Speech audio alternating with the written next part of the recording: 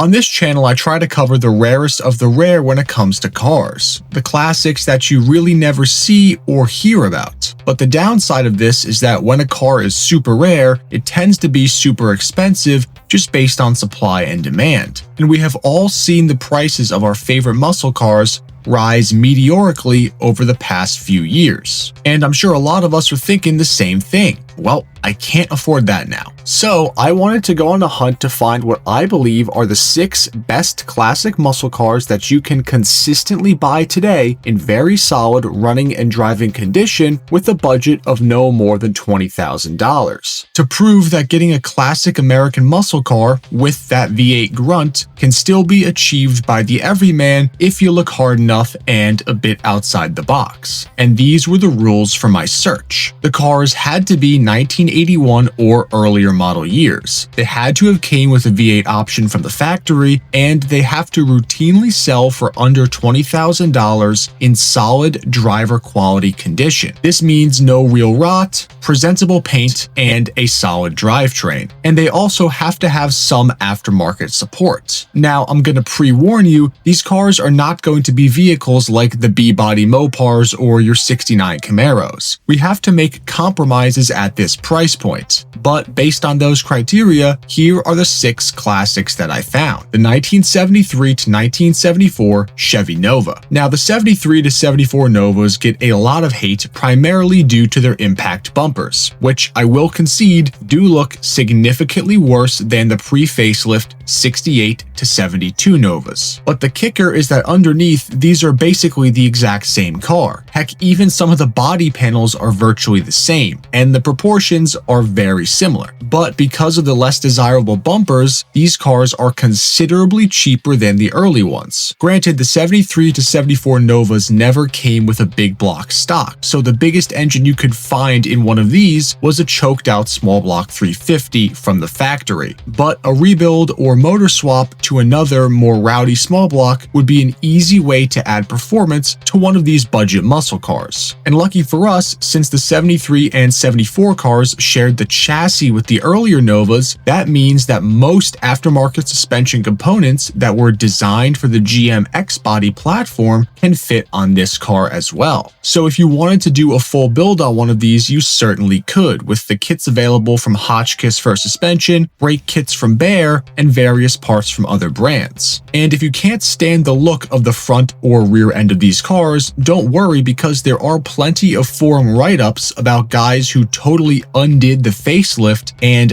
backdated the front and rear of these Novas to the 1972 model year look. You can pretty routinely find these cars listed for the high teens to the $20,000 range in very clean running and driving order for a 2-door coupe with a V8. And while these are more expensive than the 75 to 79 Novas that followed them, those are really cheap right now, I do think that most people would agree in saying that the 73 to 74 cars do still retain that hint of the muscle car era that the 75 cars did away with. They will never be as desirable as the 68 to 72 Novas are, and if you're looking to buy a project car to restore, it's almost certainly better to buy one of the earlier cars because it would have a higher residual value when it was completed. But if you want an affordable driver, the 73 and 74 are a much more affordable alternative. The 1967 to 1976 Dodge Dart. While the modern Dodge Darts are some of the saddest excuses for an economy car out there, the old school Darts had some serious swag to them. The squared off 67 to 76 Darts, while they were cheap back in the day, they still do have that classic Mopar attitude, just at a more entry-level price. The 67 to 69 Darts are the most desirable of this generation, as that's the body style also associated with the Hemi Superstock Darts. Now, it's going to be very difficult to find a clean running and driving V8 one of these for under $20K. But if you need to have this body style, you can still definitely find a clean slant 6 powered one in the 10 to low teens range. Moving up in the years, we have the 70 to 72 Darts. These are the post facelift cars that came along with the introduction of the highly popular Dodge Dart Swinger. The extremely squared off fascias were now replaced for ones that were a bit more angular. Underneath though, the cars were virtually identical. From the factory, these could be had with a 318 or a 340 small small block. Now, finding a factory 340 swinger dart that's clean for under 20K is pretty much off the list of possibilities as well. But a 318 car, or a car that retroactively had a 340 or a 360 put into it, can definitely be had for 20K or less. And if you move up to a 73 to 76 dart, then those get even cheaper because of their impact bumpers. They were available with a 318, a 340, and a 360. So even if you're on a shoestring budget, you could still probably find a clean late 318 car for about 10 grand. And that gives you ample room for upgrades since the aftermarket parts are still available to improve the driving experience of these darts. They are a mean but affordable entry into the increasingly pricey classic Mopar world. The 1970 to 1977 Ford Maverick.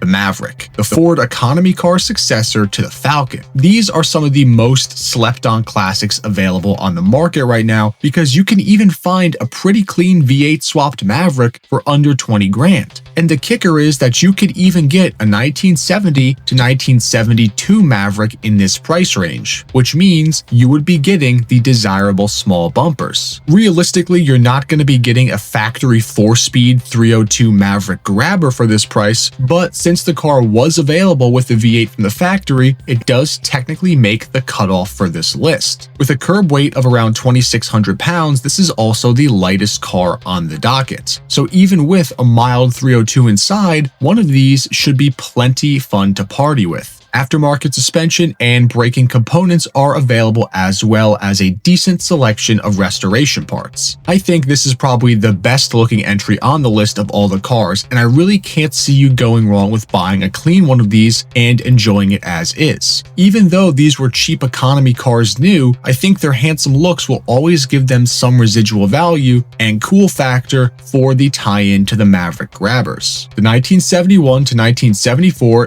AMC Javelin. Now, I was surprised that you could find the later model AMC Javelins pretty much all day long in driver quality condition for the mid to high teens. These are certainly what I would consider to be one of the most unique cars on the list, and well, how often do you actually see an AMC car these days at all? The 71 to 74 Javelins with their swoopy front fenders have a bit of a polarizing style, but that's part of what makes them so unique versus the others. In terms of V8s, these could be equipped with an AMC 304, 360, or a 401 cubic inch motor. Now, you're probably not going to be able to get a factory 401 car for under 20 grand that's clean, but a 304 or 360 powered car is certainly doable in this price range. Aftermarket parts are available to upgrade these AMC motors to squeeze out some extra oomph, but there is nowhere near the selection of parts available for these cars as there are for Ford, GM, or Chrysler products. And the same goes for suspension and overall restoration parts. You can find them, it's just going to be a lot harder for an AMC car than anything from the big three. But the second you sit inside one of these with their crazy cool wraparound gauge cluster and you see those big fenders poking up in front of you, that suddenly doesn't seem like that big of an issue anymore. If you're looking for a muscle car that is unique and affordable, this one has to be on your go-to list. 1978 to 1981 Camaro and Firebirds. Now, the last of the second-gen Camaros and Firebirds are actually surprisingly affordable given how good they still look. Granted, in stock form, these cars were slow as a dog, and even the Z28s and Trans Ams were barely making 200 horsepower out of their V8s. Factory 4-speed Z28s and Trans Ams are actually starting to really creep up in price well past the 20K mark for really clean ones. Luckily, automatic or even 4-speed cars that are not Z28s or Trans Ams can still be found in the mid to high teens in really solid condition. Now, what's funny is that I actually prefer the look of the non-Z28 Camaros because they lack those front and rear fairings, which I think personally look like an afterthought rather than a carefully styled part of car. Whether it's a Firebird or Camaro, the suspension parts underneath are all interchangeable, and there is a lot of aftermarket support available for these cars cars in forms of repro body panels, to interior bits, to suspension, to LS swap kits. You could pretty much find anything that you need for these cars. And funny enough, people are actually starting to build some pretty high dollar resto mods on these year cars, which means that they are reaching the point of ultimate cool factor, because you wouldn't be sinking 100 grand into one of these if it wasn't cool in your mind. So there is a chance that these actually do continue to increase in value,